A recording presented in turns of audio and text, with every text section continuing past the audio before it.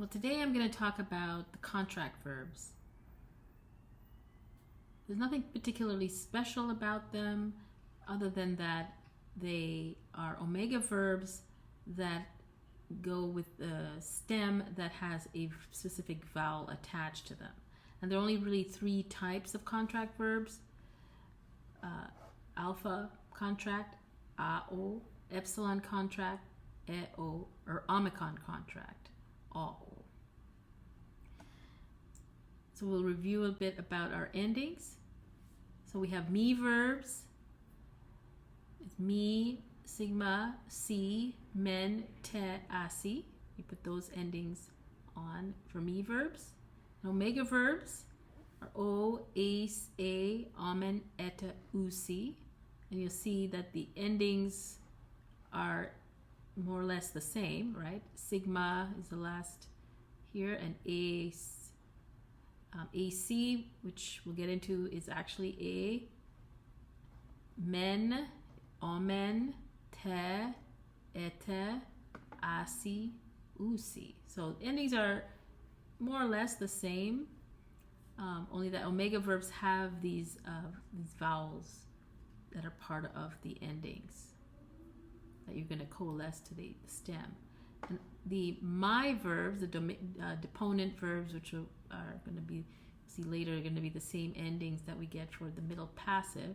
But the my verbs, or the my verbs, they have omicron in front, omai, or a, etai, ometha, estha, ontai. So they're kind of, or they operate like the omega verbs in that they have a gluing vowel that's going to go with the stem. So we've been doing that so we don't have too much of a problem. Now, when we get to the contract verbs, we are going to have a vowel in between. So in order to get our stem of our verb, we get rid of the omega, and then we have the stem. And here's the verb pauo, to give you an example. So pauo, get rid of the omega, and you have pau. That's the stem. And then you're adding the endings, o, ace, a, amen, eta, usi. And a new ending for you guys is ein, which is the infinitive. So just as we have the infinitive for the me verbs, the infinitive for the omega verbs are pretty straightforward. You're just adding ein to the stem. All right, now, some verbs, when you get rid of that omega, you're left with what I call a gluing vowel, or a vowel that tends to be radioactive, we might say. Okay, certainly in Attic it is. So basically, if we get rid of the omega and you're left with a vowel alpha, epsilon, or omicron, these vowels, alpha contract, epsilon contract, or omicron contract, produce these kinds of verbs in Attic. Meaning that in Attic Greek, the Greek spoken by the ancient Athenians, the tendency was to make all these vowels squished together.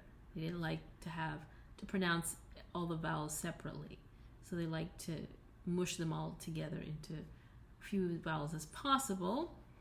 And so with the alpha contracts, if you just get rid of the omega, you're left with hora, and then you're going to add the omega.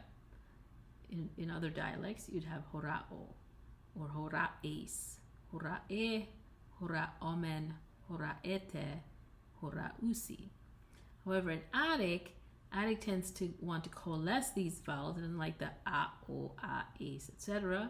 So what happens is you get a contract form, and this is the result. And we're going to see how we got to that result in a minute, but these are the results. And we've seen this in our story, where we see horo with the circumflex on it, horas with the iota subscript and the circumflex, hora with the circumflex and iota subscript, horomen, circumflex, horate, circumflex, horosi. So this is a contract form of the same full form here. Hora'o is horo. Hora'es is horas. Okay? Now, if we move to an epsilon contract, like the verb poieo, which means I make, same principle. You get rid of the omega, you're left with this epsilon at the standing there, and then you're adding the endings o, es, a, omen, et, usi. So this would be the uncontracted form, but then the contracted form is going to be o, es, a, o, umen. This is interesting. Eta, usi.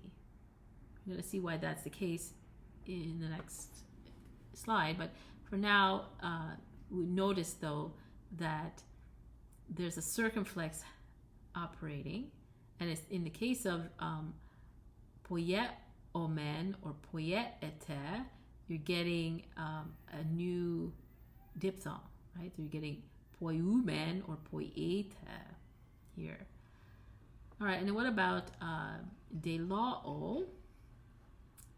Well, you're going to get omicron omega, de lao, de lo.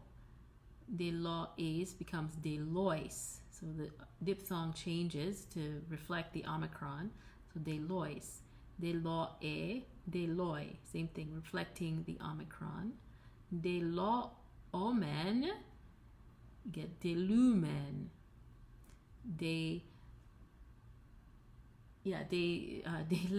lo so de lute, you're gonna ute, and then de lo usi, de lucy with circumflex. My cameo is kind of in the way, but I'll move it out of the way. All right, in the next slide, this is Master Narde's explanation of how you get the contractions. This is on page 385. It's a little more intense than I would like, but it is the most accurate in that he shows you what possibilities there are. But there's a much easier grid that is provided by the grammar book for reading Greek, which I didn't assign for the course, but I'm going to give you the picture of it here. So here, this is the easier grid that we get in the grammar book for reading Greek. And here, basically, the result of the contraction will be the first vowel followed by the second vowel. So the first, I'm going to actually highlight this. So the first vowel will be here, and then the second vowel, and then you'll get, this is the result. So alpha. So alpha followed by an alpha will give us an alpha. Alpha followed by an epsilon gives us an alpha. Alpha followed by the diphthong a gives us alpha and iota subscript. Okay. Then alpha plus iota, well, this is the diphthong, so that's what we get here. Alpha plus eta gives you alpha. Alpha plus eta with iota subscript gives you alpha with iota subscript. Alpha plus omicron gives you omega. Alpha plus upsilon gives you omega. Alpha plus omicron iota, the diphthong, gives you omega, but with the iota subscript. Alpha plus omega gives you omega, and then alpha plus omega with iota subscript gives you omega with iota subscript. So that's the alpha group, and you can see, okay, that basically you only have two things are going to happen. Either you're going to have an alpha or alpha iota subscript or alpha iota adscript, or you're going to get a bunch of omegas or with or omega with iota subscript. So alpha, that's what happens when it contracts with other vowels. Now what about epsilon? Epsilon, let me use a blue for epsilon here. All right, so epsilon, then you go epsilon plus alpha, eta. Epsilon plus epsilon, eta, a. So a, they all sound the same. Epsilon plus epsilon iota, the diphthong, gives you the diphthong. epsilon plus iota, which is the production of the diphthong, gives you the diphthong. A. Epsilon plus eta, A. Epsilon plus eta iota subscript, eta iota subscript. Epsilon plus omicron, oo. Epsilon plus omicron epsilon, the diphthong, oo. Epsilon plus omicron iota, oi, oi. Epsilon plus omega, omega. Epsilon plus omega iota subscript, omega iota subscript. All right, and then omicron. I'll use the green for omicron here. So omicron. All right, so omicron alpha, omega. Omicron epsilon, oo. Omicron eta, epsilon iota, oi. Omicron iota, oi, because that is the diphthong. Omicron eta, omega. Omicron eta iota subscript gives you oi. This is a little unexpected, right? Omicron, omicron, oo.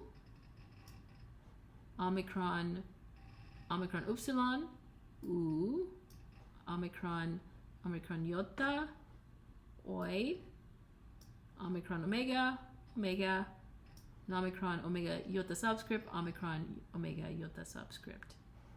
Okay, so basically you just have to memorize this chart. This is the easiest way to go about this. So if you memorize this chart, you'll be able to handle all the contracts. But let's look at how that works now that we kind of know what the pattern is. All right, so let's look at the alpha contracts first. So we have horao is our paradigm verb we'll use. And so as with all omega verbs, all verbs, you get rid of the personal ending, which would be the omega, right? And then you're left with the stem, hora. And so here's the stem. And then we're just going to put the endings back on. I see, horo, horao. And then when you put it together, horao. And then the contracted form is horo. Because alpha plus omega gives you omega with a circumflex. Then we have horaes. So horaes, and that gives you hora, because alpha plus epsilon iota gives you alpha with the iota subscript. So horas with the iota subscript. Horae gives you hora. Hora omen gives you horomen, because again, alpha plus omicron gives you omega. Horaete, horate. So alpha plus epsilon gives you alpha. Horausi becomes horosi, because alpha plus omicron upsilon gives you omega.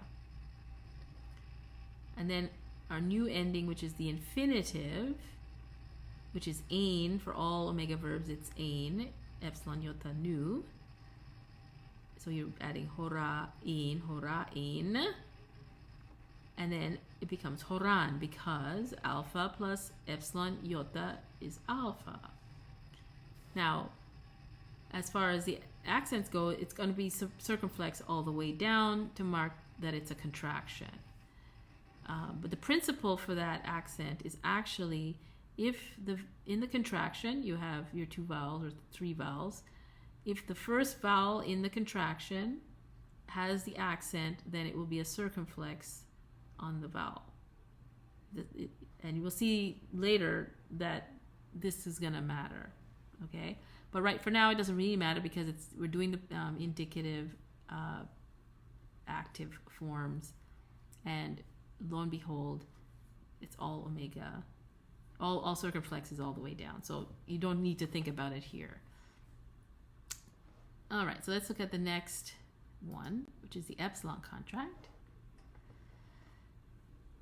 And so we have poieo is our verb, which is the verb to make or do. And so we add poieo, and poio, because epsilon plus omega is omega. Poies, and then you get poies, because epsilon plus epsilon iota gives you epsilon iota with the circumflex. Poiee gives you poie. Again, circumflex indicating the contraction. Poie omen becomes poiumen. Okay, but it's because epsilon plus omicron is u. Poiete becomes poiete because epsilon plus epsilon gives you epsilon iota. Poieusi becomes poiusi again because epsilon plus omicron upsilon also gives you epsilon omicron upsilon. And then the infinitive is poiein. That's our infinitive ending for all omega verbs. And then it becomes poiein, and then poiein is circumflex. All right. Okay, so let's see what happens with the omicron contract. All right, so omicron contract, our verb is de lao, to show. So now we have two verbs to show. We have de chnumi, de chnunai, to show. And then we have de lao to show. So we'll just cross off the omega. And that gives us the omega here. So we add the ending. So de lao. So de lao. De lo. Because again, omicron plus omega gives you omega. So omega eats everything. Like whatever is in front of it, it's going to become omega. Omicron plus epsilon iota, oes, de loes becomes de lois. All right, so because omicron plus epsilon iota produces oi.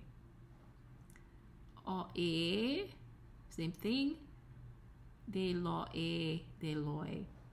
De lo omen. So de lo omen. So omicron gives you u. De lo ete, or de lo ete gives you u again. So because omicron plus epsilon gives you u. De lo usi. De lo usi. Again, that's going to give you usi, because again, omicron plus omicron upsilon gives you u. And de lain becomes de lun. So this is a little bit different, right? Because we kind of would expect something like that, de loin, right? Well, just don't worry about it. This is an exception. All right. So let's look at